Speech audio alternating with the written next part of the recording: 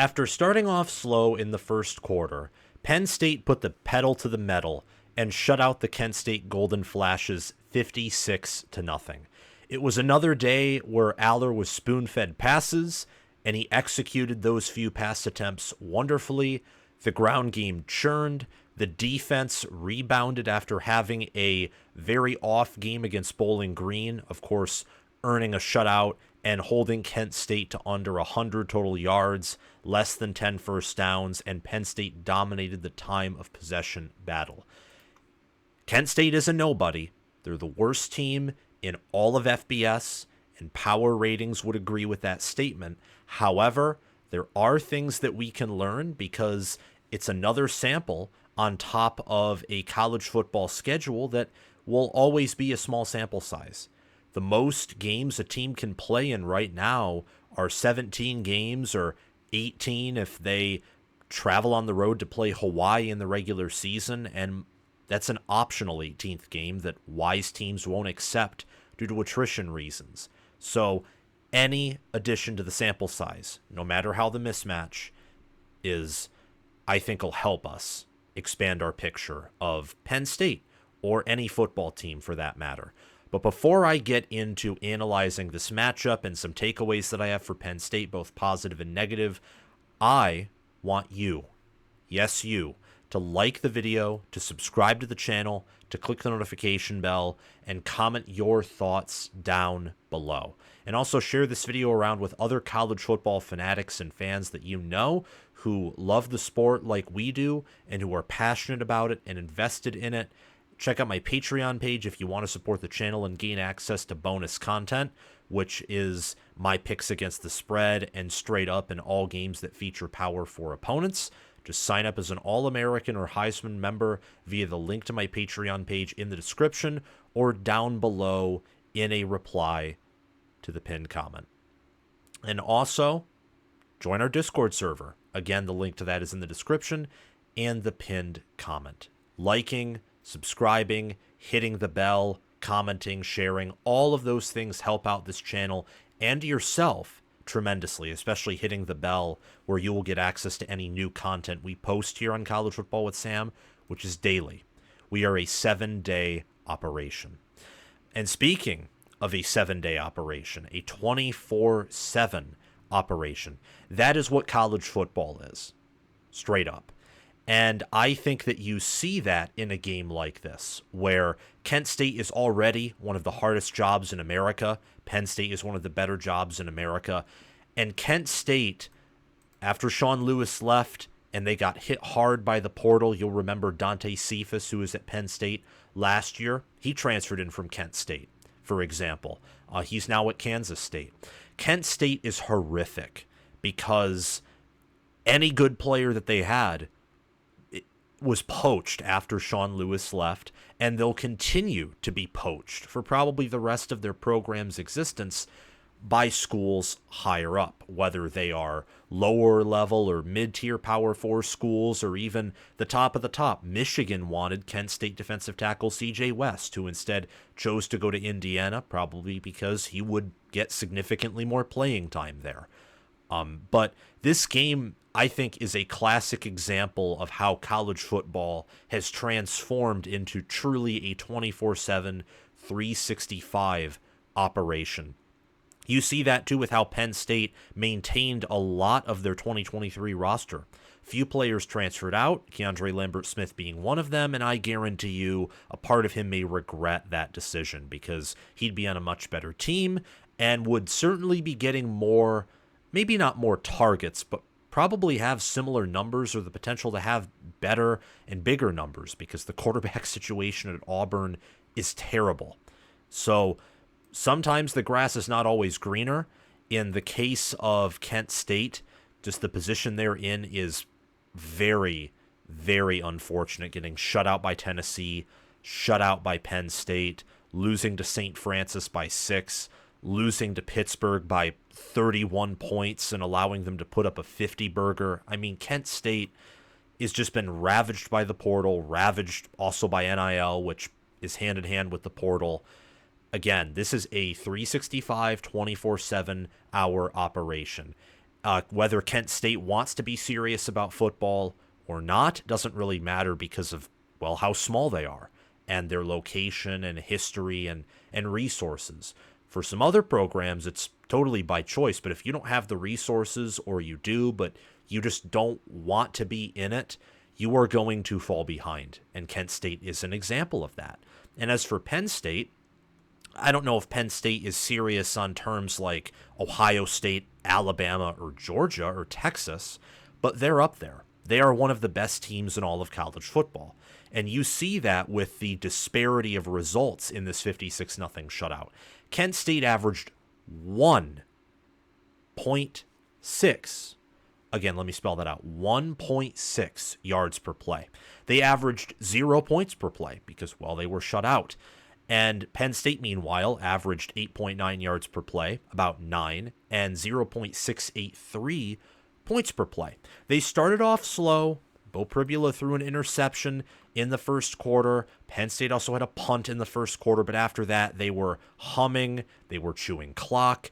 Kent State still managed to get about 24 minutes of clock chewed despite only running 43 plays. They just wanted to collect the $1 million or so that was gifted to them by Penn State for playing them and then get on out of there. And I understand that because it's not fun getting blown out in the majority of your games, regardless of whether the Power 4 opponent you play is actually good or near elite or elite like Tennessee and Penn State, or like Pittsburgh. And I don't know if Pittsburgh's even close to the top 25, but is what it is. It's unfortunate that maybe instead of playing Kent State, Penn State could have played Pitt. That would have been an intriguing game. You know, the rivalry that those two in-state schools share. That would have been fun to have that, but not this year. Hopefully soon in the future. A criticism that I have of Penn State in this matchup is they've got to start games quicker. On this show, we save the best for last. We talk about the losing team, or we critique a team. If we're talking about a specific team first, we give our critiques and then save the praises for the end, because you always want to end on a positive note if you can. And we can with Penn State because they won, and they won big. But they must start games faster. Look at Ohio State, for example, with the athleticism that they have. They could be college football's fastest team. In terms of raw skill position talent, they definitely are college football's fastest team. Like, if you only care about running backs, wide receivers, and you factor in quarterback, especially quarterback run, on an average basis, that's probably the fastest team in college football. When you look at skill position talent, running the football, receiver talent, they're crazy. Oregon is up there. Thankfully, Penn State doesn't have to play Oregon. They do have to play USC, though. USC is Zachariah Branch and really quick, speedy, athletic receivers who have a diverse set of bodies and skill sets. Really hard to deal with. Penn State does have to play USC and Ohio State. And those teams, well, I don't think they have the offenses that they used to. Like, compare 2024 Ohio State and 2024 USC to their 2022 counterparts. I don't think either the Trojans or the Buckeyes have what they did in 2022 offensively. Now, part of that's the fact that defenses even 2 years ago weren't as good as they are now because the clock rules didn't benefit them by shortening possessions, and defenses schematically have gotten better every year, especially recently, at dealing with the spread. College football nerds, data analyst Parker Fleming on Twitter, and others have documented this. Very intelligent people, very just people who are good at seeing the forest, seeing the trees, seeing all the different organisms and animals in the trees. I mean, defenses have progressed to a very good level, but even factoring that in, they don't have, I don't think, the offenses that they used to. But what I will say is their defenses are way better than they used to be just 2 years ago. USC's defense is way better than it even was a year ago. And it's more so because of QB play. You have a generational quarterback in Stroud and Williams. And right now, Ohio State instead is Will Howard and Miller Moss, who are great, maybe near elite or elite college players. But as of right now, they're not first round, top 2 NFL draft picks. They're not potential franchise quarterbacks from what we understand. So Penn State's fortunate to not face a franchise quarterback that we know of, at least, on their schedule. But if they want to succeed in the playoff, they may. If Jalen Milroe takes massive steps forward, or if Quinn Ewers is healthy and has more games like he did against Michigan, or maybe Will Howard or Miller Moss in the regular season really begin to put it on, and Will Howard plays against Big Ten teams like he has against the non-conference group of 5 teams that the Buckeyes have been playing. But anyway, the point in talking about these other teams is the fact that if they get up on Penn State early, from what I've seen against West Virginia, where Penn State had a rough start. They had a rough start against Kent State. They've had a rough start against Bowling Green. I think the Bowling Green game, in large part, is somewhat a fluke. Bowling Green's a good team, but watching that second half, where Penn State was effectively ahead by double digits, and then Bowling Green kicked a field goal at the end. Similar things happened at Texas A&M, but Penn State is a much better team than Texas A&M. Just through 3 games, watching both teams and observing box scores and analytics, Penn State's way better. What has been consistent, though, including that Bowling Green game, has been slow starts. Against Ohio State, if you're going to want to beat the Buckeyes and still start slow, your defense is going to have to play perfect. And the offense is at least going to have to put something together so that the first quarter can get over with, so that the first half can get over with. It's just not a good thing to start games off slow. They only had 7 points in this game to end the first quarter. They only had 7 points. They scored 21 points in the second quarter, though, and then 14 in both the third and the fourth. And overall, Penn State, 8 of 10 on third down, didn't attempt a single fourth down. Again, they averaged tremendous amounts in yards per play, points, etc. And they got a ton of young players involved. But starting games quicker is going to be optimal. It will. Maybe not against Illinois this coming weekend, because Illinois is not a team who is, up-tempo and quick starting, and they can just go boom immediately. But Ohio State can. Ohio State can take a screen pass for 75 yards for a touchdown. They can run up the middle, and if Travion Henderson or Quinjon Judkins has an open gap, they can take it to the house. And if on the outside, even greater likelihood of that. Will Howard can extend drives with his legs. USC's receivers are going to be open most of the time for a split second, and if Miller Moss is not pressured like he was against Michigan, he is completing most of those throws, and he will be able to see downfield. You get the point. Penn State's season once again looks like it's going to be a 2-game season, except instead of Michigan and Ohio State this time, it'll be USC and Ohio State. And those two teams have that high-octane energy on offense and capability and scheming to score quickly, to get out to big leads if you were not careful.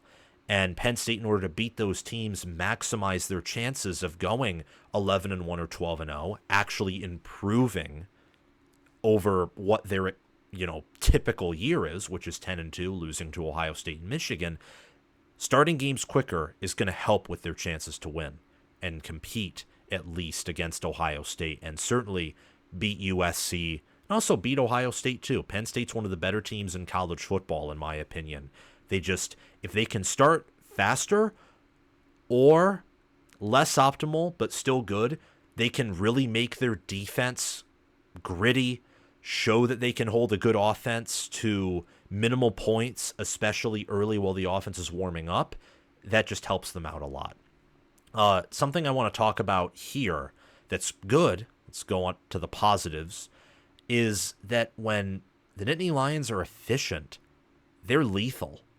This offense through 3 games, and I know it's against nobodies outside of West Virginia, and honestly Bowling Green. Bowling Green is one of the better group of 5 teams. They are averaging insane numbers. Like Aller through 3 games is averaging well over 10 yards per pass attempt. His passer rating on the season is a 218. Through 3 games, I know, and they're not against really tough opponents. However, J.J. McCarthy wasn't averaging that in his first 3 games. Kyle McCord wasn't. Aller wasn't this time last season. I mean, you even factoring in the weaker opponents that Penn State's played into these numbers, Aller and the offense are having a really good year. They're averaging on the ground more than 6 yards per carry, and again, more than 10 yards per pass attempt. They're beating teams simply by being an efficiency monster. And I don't think Andy Kotelnicki is showcasing everything that Penn State has. On the season, correction, not over 6 yards per carry, but 5.9 yards per carry. And if you took out the 3 sacks, it might be at 6 yards per carry. 6 rushing touchdowns, 11 passing touchdowns, 12.3 yards per pass attempt. I mean, even Bo Pribula in backup duty is averaging 10 yards per pass attempt. This offense is explosive. The receivers are averaging 17.3 yards per reception with 848 receiving yards. When they are efficient, when they're on top of their game, when they're able to have some consistency along with the explosive plays, this offense is an efficiency monster. This is a top 10 offense right now. That's something you could not say about Penn State last year, probably at any point throughout the season when watching them.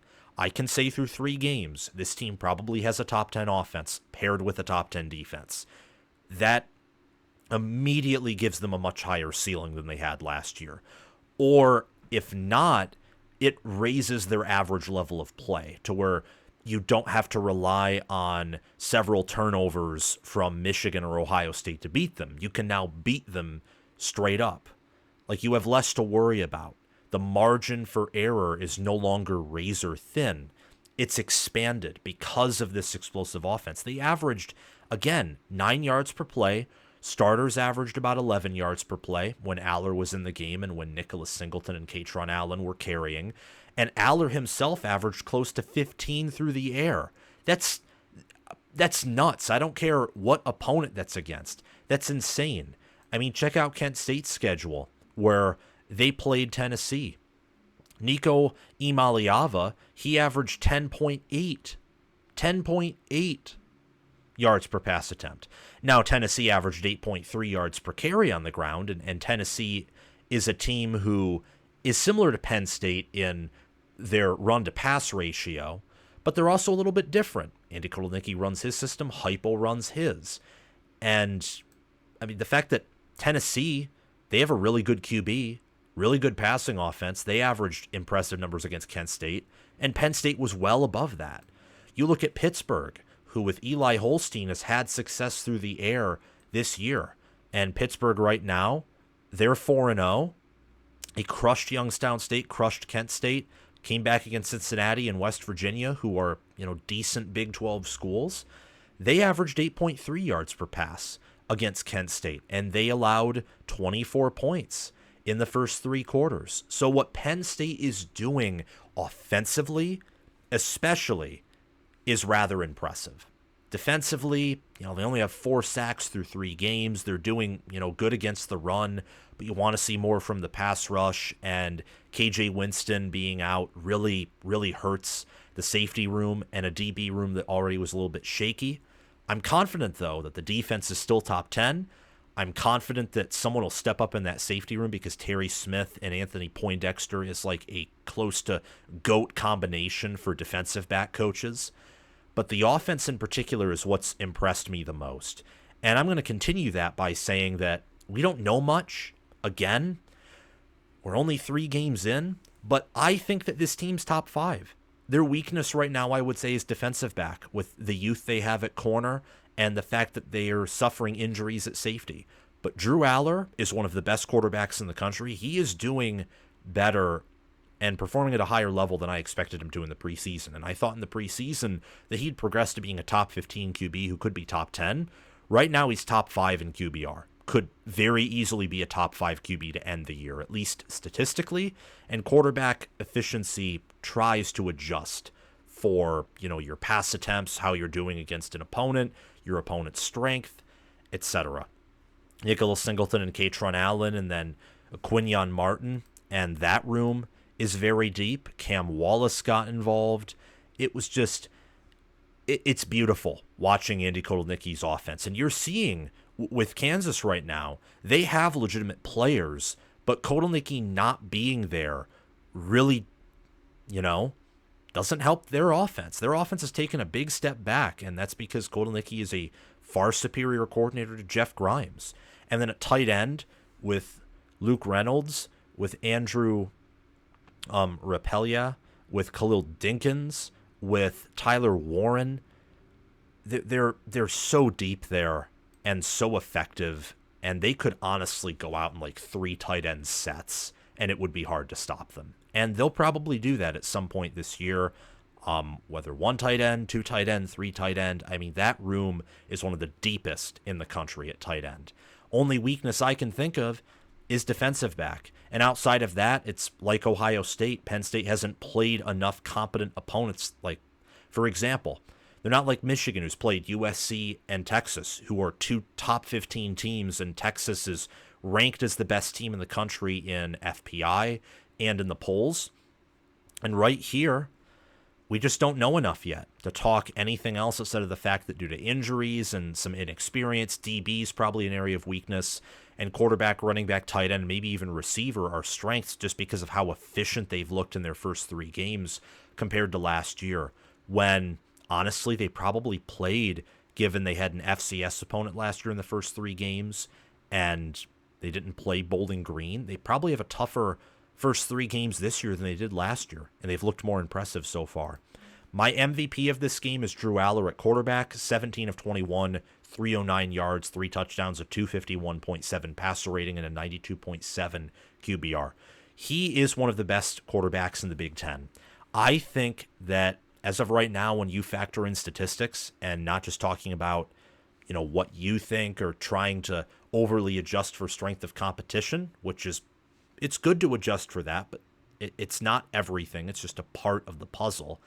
Aller, right now, I think is at least the most efficient quarterback in the Big Ten. He may end up being the best. I don't quite want to go there yet, but if I had to pick someone who's the best quarterback in the Big Ten, it would be Aller right now. He's better at making decisions. He is more accurate, much more accurate, and he's more comfortable scrambling. So what more can you ask, really? Huge credit to Andy Kotelnicki for improving this offense, and also for James Franklin for hiring Kotelnicki and I think letting him do his thing. For Aller and Penn State, I think there are bigger and brighter days ahead. Can't wait to see what they do against Illinois this weekend, especially with Aller and that passing offense. Thank you all so much for watching this video. Remember to like, subscribe, hit the notification bell, and comment your thoughts down below. Thanks to Crash2488 and Brasco Rascal for being Heisman members and sponsoring this video and channel. Thanks to Chris Lane, Conolil OH, Ismar, Tyler Nye, and Jolton Cush for being All-American members. And thanks to John Lynn, Roaming Gnome, Matthew Sale, Austin Christmas, and Janisha Cockrell for being All-Conference members. Have a great day, guys, and check out my merchandise store, Patreon page, and Discord server via the links in the description and down below in the pinned comment. Go Nittany Lions, and have a great day.